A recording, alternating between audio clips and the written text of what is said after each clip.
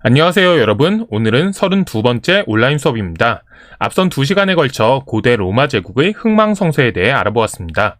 고대 로마 제국의 역사는 지중해 세계의 역사라고 할 수 있을 만큼 지중해가 중요한 역할을 했는데요. 서로마 제국이 멸망한 후 서유럽 지역 중심지는 지중해 연안에서 서유럽 내륙으로 옮겨가게 됩니다. 주 무대가 옮겨갔을 뿐만 아니라 이 무대에서 활약한 주연 또한 바뀌었는데요. 그들이 바로 게르만족입니다. 로마 제국이 번영을 누리던 시기 로마 영토 바깥에 살면서 야만족 취급을 당하던 그들이 이제는 서유럽 세계의 주인공으로 성장한 것이죠. 그렇다고 로마 제국의 유산이 아예 사라진 것은 아닙니다. 로마의 문화는 그 명맥을 이어갔고 특히 로마 제국에 의해 세계 종교로 성장한 크리스트교는 서유럽 세계에서 여전히 큰 영향력을 행사했죠. 즉 서로마가 멸망한 후 서유럽 지역에서는 옛 로마 제국의 유산과 게르만족의 문화가 하나로 융합하는 과정이 이어지게 됩니다. 이를 통해 오늘날 우리가 알고 있는 서유럽 문화의 기틀이 만들어지죠.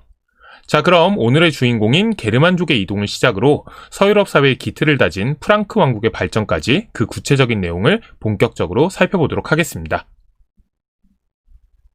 다음 지도는 로마의 최전성기 영토를 나타낸 것입니다. 아나톨리아와 아프리카 북부를 비롯해서 유럽 대륙의 대부분을 차지하고 지중해 전체를 장악한 로마 제국의 위용을 보여주고 있죠. 그런데 눈여겨보면 북부 유럽 지역은 로마의 영토 바깥임을 알 수 있습니다. 로마인들은 이 지역을 게르마니아라고 불렀는데요. 바로 오늘의 주인공인 게르만족이 살고 있는 땅을 일컫는 말이었습니다. 게르만족은 원래 발트해 연안과 스칸디나비아 반도에 살면서 농경을 하거나 목축과 수렵 생활을 하며 살았는데요. 이들이 로마 영내로 이동하면서 유럽 세계는 새로운 전기를 맞게 됩니다. 대개 로마 제국, 그 중에서도 서로마 제국의 붕괴의 원인을 게르만족의 이동으로 설명하는 경우가 많은데요. 그러다 보니 게르만족의 이동이라고 하면 사파의 분위기처럼 폭력적인 충돌이 벌어진 것으로 많이들 오해합니다. 그러나 실제 게르만족이 로마 제국 영내로 이동한 것은 처음부터 순식간에 일어난 일이 아니었습니다. 서로마 제국은 5세기 후반에 멸망했는데요. 이미 그 이전에 로마 제국 영내에는 수많은 게르만족이 정착해 살아가고 있었죠. 앞서 게르만족은 북부 유럽에서 농경이나 목축, 수렵 생활을 해왔다고 했는데요. 그 게르만족의 거주지에서 농경의 비중이 차츰 높아지고 인구가 증가하자 따뜻하고 기름진 농경지를 찾아 남쪽으로 이동해서 로마 제국의 영토로 들어오는 게르만족이 늘어나기 시작한 것입니다.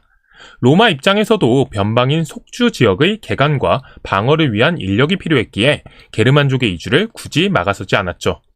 즉 게르만족의 이동은 본래의 거주지에서 보다 살기 좋은 환경을 찾아 떠난 사람들의 점진적 이동으로 시작된 것이었습니다. 그 결과 3세기 무렵에는 상당수의 게르만족이 로마 제국 내에서 소장농이나 용병으로 활동했고 점차 로마 문화에 동화되어 갔습니다. 이러한 상황은 4세기 후반 중앙아시아의 유목민인 훈족이 동부 유럽으로 이동해 오면서 순식간에 변하게 됩니다. 훈족은 몽골 초원에서 강성한 제국을 세웠던 흉노의 후예로도 알려져 있는데요. 이들의 공격에 밀려 유럽 동부 지역에 거주하던 게르만족의 일파인 서고트족이 대규모로 로마 제국 영내로 이동하게 된 것입니다. 이전에도 게르만족이 이동해서 로마 제국 영내에 정착한 경우는 많았지만 한 부족 전체가 이동하는 대규모의 이동은 이것이 시작이었습니다. 서고트족의 대규모의 이동은 주변 부족의 이동을 촉진했는데요. 꼭 사진과 같은 상황이 대륙 차원에서 펼쳐진 것입니다. 결국 반달족, 프랑크족, 롬바르드족 등 다양한 게르만족의 일파들도 대이동의 흐름에 밀려 부족 단위로 로마 영토 안으로 대거 이동했고 로마 영토 곳곳을 차지한 채 여러 왕국을 건설하게 됩니다. 이전의 점진적 이동과는 질적으로 차이가 나는 대이동이 벌어지는 동안 로마는 여러 차례 약탈을 당하며 쇠락하였고 결국 서로마 제국은 게르만족 출신의 용병대장 오도아케르에게 멸망하게 됩니다. 다만 잊지 않아야 할 점은 당시 콘스탄티노폴리스를 수도로 한 동로마 제국은 이 게르만족의 대이동을 막아내고 제국을 유지했다는 점입니다. 이제 로마 제국의 영광은 동로마 제국에 의해 이어지게 되는데요. 이와 관련된 내용은 비잔티움 제국이라 불리는 동로마 제국의 역사를 다루는 시간에 살펴보도록 하고요. 이제 서로마 제국이 붕괴된 이후 서유럽의 상황을 살펴보도록 합시다. 서고트족, 동고트족, 반달족, 롬바르드족 등 수많은 게르만족 일파가 옛 서로마 제국 영내에 왕국을 세웠는데요. 그 중에서 가장 넓은 영토를 차지하고 오랫동안 번영한 나라는 프랑크족이 세운 프랑크 왕국이었습니다. 대개 원래의 본거지를 완전히 버리고 새로운 곳에 정착했던 다른 부족들과는 달리 프랑크족은 본거지를 유지한 채 가까운 갈리아 지방에 정착해서 현지에 쉽게 적응했습니다. 또한 5세기 말 프랑크족의 유력자인 클로비스가 메로베우스 왕조를 세우고 주변 지역을 정복하며 영토를 크게 확장했는데요. 이 과정에서 클로비스는 크리스트교의 정통파인 아타나시우스파로 개종하여 자신이 정복한 지역에 살고 있던 로마인들과의 융합을 꾀했습니다. 당시 게르만족들은 크리스트교 신앙을 갖고 있긴 했지만 대개 로마에서는 이단으로 탄압받던 아리우스파를 따르고 있었는데요. 클로비스는 과감히 아리우스파 신앙을 버리고 아타나시우스파로 개종해서 자신이 지배한 지역의 로마 원주민과의 문화적 마찰을 줄이며 정복지를 안정적으로 지배할 수 있었습니다. 메로베우스 왕조는 클로비스가 죽은 후 연이은 내분이 일어나 왕권이 약화되었습니다. 결국 메로베우스 왕조 국왕의 실권은 사실상 사라지고 일종의 궁정 대신인 궁제가 모든 실권을 장악하게 됩니다. 이후 이 궁제의 지위를 카룰루스 가문이 독차지하고 세습하게 되는데요. 그 중에서 우리가 살펴볼 인물은 카룰루스 마르텔입니다. 카룰루스 마르텔에서 마르텔은 그의 성이 아니라 망치라는 뜻의 별명이었는데요. 그가 망치를 무기로 잘 활용했기에 붙여진 별명이었다고 합니다. 그가 꽤나 무용이 뛰어난 인물이었음을 짐작해 볼 수 있겠죠. 이 카룰루스 마르텔이 프랑크 왕국을 사실상 이끌고 있을 때 이베리아 반도를 장악한 이슬람 제국 우마이야 왕조의 침공을 받게 되는데요. 카룰루스 마르텔은 투르푸아티에서 벌어진 전투에서 승리하며 파죽지세로 밀고 들어오던 이슬람군을 막아냅니다. 이때도 그가 망치로 수많은 이슬람군을 박살냈겠죠. 이후로도 카룰루스 마르텔은 계속되는 이슬람군의 침략을 막아내며 서유럽과 크리스트교 세계를 이슬람으로부터 지켜낸 수호자가 되었습니다. 참고로 카룰루스 마르텔은 이슬람군을 막아낸 후 군제개혁을 시도했습니다. 이슬람 기병대를 모델로 기병 집단을 양성하기 시작한 것이죠. 그리고 이들 기병 집단의 전투력을 유지시켜주기 위한 경제적 기반으로 토지를 지급하면서 충성 맹세를 받았습니다. 이러한 조치는 우리가 다음 시간에 배울 중세 봉건제도의 기원 중 하나로 알려져 있는데요. 구체적인 내용은 다음 시간에 알아보도록 합시다. 앞서도 지적했듯 메로베우스 왕조는 궁제 지위를 차지한 카룰루스 가문에 의해 좌지우지되고 있었습니다. 결국 카룰루스 마르텔의 아들인 피피는 메로베우스 왕조를 무너뜨리고 카룰루스 왕조를 개창했습니다.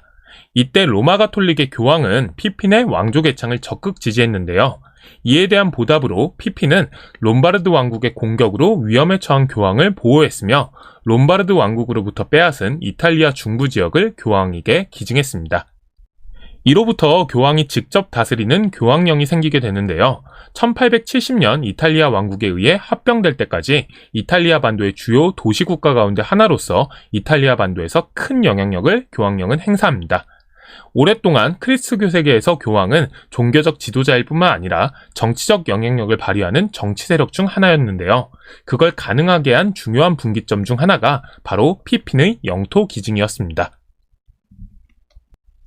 카룰루스 왕조를 개창한 피핀에 이어 그의 아들대에 이르면 프랑크 왕국은 전성기를 누립니다. 그가 바로 카룰루스 대제인데요. 그는 정복 활동을 통해 왕국의 영토를 더욱 넓혔고 옛 서로마 제국의 영토를 상당 부분 회복합니다. 지도에 표시된 지역이 카룰루스 대제가 사망할 당시 프랑크 왕국의 영토인데요. 현재 유럽의 프랑스, 독일, 이탈리아 북부가 이에 해당합니다. 참고로 카룰루스 대제가 정복전에서 연전연승할 수 있었던 비결은 2,000에서 3,000명에 이르는 뛰어난 기병을 동원할 수 있었기 때문인데요. 이런 기병 동원 체제를 확립하는 데는 그의 할아버지 카룰루스 마르텔이 도입한 주종제가 크게 기여했습니다. 앞서 잠깐 언급했었죠. 기억이 나지 않으면 해당 부분을 다시 한번 확인해 보도록 합시다. 프랑크 왕국의 전성기를 이끌었던 카룰루스 마르텔은 정복지 곳곳에 교회를 세우고 선교사를 보내는 등 크리스트교를 전파하기 위해 힘썼습니다. 그 덕에 프랑크 왕국과 로마 가톨릭 교회의 관계는 더욱 긴밀해졌죠. 이런 상황 속에서 로마 가톨릭의 교황 레오 3세는 카룰루스 대제에게 서로마 황제의 관을 씌워주었습니다. 이 서로마 황제 대관식은 갑작스레 이루어진 일이었는데요. 카룰루스 대제가 이 사실을 미리 알았다는 견해와 그렇지 않았다는 견해가 갈리고 있습니다. 그렇지만 교황이 대관식을 준비한 사실을 인지했느냐와 상관없이 여하튼 카룰루스 대제는 서로마 황제의 자리에 오르며 옛 서로마 지역에 대한 통치의 정당성을 강화할 수 있었습니다. 물론 로마 교황 또한 아무런 속셈이 없었던 것은 아닙니다. 당시 로마 교황은 서로마 제국이 멸망한 후에도 여전히 큰 세력을 유지하고 있던 동로마 제국, 속칭 비잔티움 제국 황제의 끊임없는 간섭에 시달렸는데요. 카를로스 대제를 서로마 황제로 대관함으로써 자신을 지켜줄 든든한 방파제를 확보할 수 있게 된 것입니다. 그리고 이 사건은 피핀에서 시작된 카를로스 왕가와 로마 교황과의 긴밀한 관계가 더욱 굳건해진 것으로 볼 수도 있습니다. 한편 카를로스 대제는 라틴어 문법과 논리학 등을 가르치는 궁정학교를 세우고 수도원에서 고전을 필사하게 하는 등 문화 발전에도 힘썼는데요. 이 덕에 서로마가 멸망한 후 혼란을 거듭하던 서유럽 지역에서 오랜만에 문화 부흥이 일어납니다. 그래서 후대의 역사가들은 이 시기의 문화 발전을 카를루스 르네상스라 부르기도 하는데요. 중요한 것은 카를로스 대제의 이러한 문예 부흥을 통해 로마 문화, 크리스트교, 게르만 문화가 융합되어 중세 서유럽 문화의 기틀이 마련되었다는 점입니다. 통칭 카를로스 대제를 서유럽의 아버지라고 부르는 것은 바로 이 때문이죠. 그러나 카를로스 대제가 죽은 뒤 프랑크 왕국은 그의 손자대에 이르러 영토 분쟁이 발생하며 내분에 휩싸입니다. 카를로스 대제를 이어 즉위한 루트비히가 죽고 프랑크 왕국은 그의 세 아들에게 계승되었는데요. 서프랑크와 동프랑크를 차지한 동생들이 중프랑크를 상속받은 장남이 얻은 영토의 크기에 불만을 품고 장남의 영토를 공격하면서 내전이 벌어진 것입니다. 그 내전의 결과 결국 베르댕 조약이 체결되어 각국의 경계선이 재조정되었는데요. 이후 장남이 사망하고 다시 그의 세 아들들에게 영토가 상속되면서 중프랑크 왕국이 약화되자 동서프랑크는 중프랑크 왕국을 공격해서 메르센 조약을 체결하고 중프랑크 왕국의 북부 지역을 서로 나눠 갖게 됩니다. 결국 이 두 차례의 조약을 통해 프랑크 왕국은 완전히 분열하게 됐는데요. 동, 중, 서프랑크 왕국은 오늘날 독일, 이탈리아, 프랑스의 기원이 됩니다. 참고로 프랑크 왕국이 분열을 거듭하던 이 시기에 유럽 전역이 다시 한번 혼란에 빠지게 되는데요. 학습지 63쪽의 참고 자료에 관련된 내용이 정리되어 있으니 꼭 한번 읽어보도록 합시다. 우리가 보통 바이킹이라 부르는 노르만족에 대한 내용으로 다음 시간 수업을 이해하기 위해서라도 꼭 알아두어야 할 내용이니 놓치지 않았으면 합니다. 베르댕 조약과 메르센 조약으로 프랑크 왕국이 분열한 후에도 한동안 각 왕국에서는 카를로스 왕조가 이어졌는데요. 그 혈통이 오래 이어지지는 않았습니다. 세 왕국 모두 금세 왕위 계승자의 대가 끊기면서 다른 가문이 왕위를 잇게 된 거죠. 당연히 이 과정에서 각국에서는 여러 정치적 충돌이 벌어졌고 혼란이 거듭됐는데요. 그 결과 국왕의 힘은 약해지고 지방에 자리 잡은 제후 세력의 힘이 커지게 됩니다. 특히 9에서 10세기에는 앞서 잠깐 언급했던 노르만족을 비롯해서 마자르족, 이슬람 세력 등의 침입이 이어졌는데요. 이를 게르만족의 대이동에 이은 2차 민족 대이동이라고도 합니다. 지도에는 대표적인 사례로 노르만족의 이동 경로를 과거 게르만족의 이동 경로와 비교해서 표시하고 있는데요. 지도에 표시된 경로를 살펴보면 9세기부터 10세기까지 이어진 혼란 또한 앞선 혼란에 못지않은 것이었음을 짐작해 볼 수 있습니다. 그럼 구체적으로 서프랑크 왕국과 동프랑크 왕국의 상황을 정리해보며 오늘 수업을 마무리하도록 하겠습니다. 서프랑크에서는 카를로스 왕가의 혈통이 끊긴 후 파리 백작 위그 카페가 왕으로 추대되면서 카페 왕조가 열렸습니다. 그러나 초창기의 카페 왕조는 취약하기 그지없는 왕권 때문에 프랑스 전체를 장악하지 못한 채 수도인 파리와 그 주변에만 영향력을 행사할 수 있었는데요. 심지어 노르망디 공작 같은 강력한 제후는 왕보다 더 넓은 영지를 소유했습니다. 다음 시간에 중세 유럽 특유의 지방 분권적 봉건제도에 대해 살펴볼 텐데요. 그 봉건제도의 모습이 가장 전형적으로 나타난 지역이 바로 이 서프랑크 왕국, 즉 프랑스였습니다. 동프랑크, 그러니까 오늘날 독일 지역에서도 카를로스 왕조의 혈통이 단절되고 그 지역의 유력한 제후들이 왕을 선출하여 왕위를 계승해 갔는데요. 10세기 후반 활약한 오토 1세가 마자르족과 슬라브족의 침입을 받고 이탈리아의 혼란을 진압하며 교황의 보호자가 됩니다. 그 대가로 오토 1세는 교황으로부터 로마 황제의 관을 받았는데요. 이것이 이후 1806년까지 이어지는 신성 로마 제국의 기원이 되었습니다. 참고로 신성 로마 제국은 고대 로마 제국의 부활이자 연장이란 의미에서의 로마 제국에 고대 로마의 전통 보존자인 크리스트교와의 일체라는 뜻에서의 신성이라는 말이 합쳐진 것인데요. 오토 1세 당시부터 만들어진 말은 아니고 대략 15세기경부터 사용되었다고 합니다. 이전에는 대개 그냥 제국 또는 로마 제국이라고 불렸죠. 좀 어려운 이야기이긴 하지만 앞으로의 수업을 위해 신성 로마 제국에 대해 조금만 더 설명을 해보면요. 신성 로마 제국의 황제는 독일 지역의 유력한 제후들의 선출에 의해 이어지기에 큰 실권을 갖지 못했습니다. 또한 이렇게 제위에 오른 황제들은 주로 성직자 서임권을 두고 교황과 다투며 정치적 갈등을 일으켰고, 교황을 제압하고자 이탈리아로 거듭 출병하며 제국 내부에는 크게 신경 쓰지 않는 경우가 많았습니다.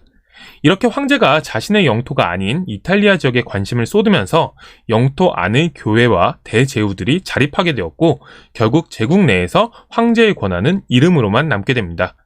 그럼에도 로마 제국의 후예라는 점에서 신성 로마 제국의 위상은 무시할 수 없는 것이었고, 그렇기에 앞으로 수업 시간에 몇 차례 다시 만나게 될 것입니다. 이렇게 오늘 수업에서는 게르만족의 이동과 프랑크 왕국의 발전에 대해 알아보았습니다.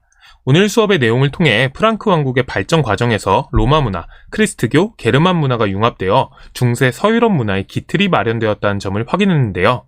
다음 시간에는 새로운 변화를 맞이한 서유럽 세계가 어떤 사회 구조를 이루고 있었는지 살펴보도록 하겠습니다. 살짝 맛보기만 해보자면 프랑크 왕국이 분열하는 혼란 속에 제2차 민족 대이동이 일어나면서 중앙 권력이 힘을 잃고 지방 분권적 사회 질서가 세워지는데요. 이를 서유럽 봉건제라고 합니다. 이 봉건제는 주종제와 장원제를 기반으로 하는데, 그중 주종제의 기원은 이슬람군의 침략을 막아낸 후 기병을 육성하고자 한 카롤루스 마르텔이 기사들에게 경제적 기반으로 토지를 지급하면서 충성을 맹세받은 데서 찾을 수 있습니다. 더 길어졌다간 다음 수업 내용까지 이어질 테니 일단은 여기서 마무리하도록 하겠습니다. 다만 이 시기 서유럽 사회가 지방 분권적 봉건제 사회였다는 사실까지만 기억해 두도록 합시다. 자, 그럼 긴 수업 듣느라 고생했고 오늘 수업은 여기까지입니다.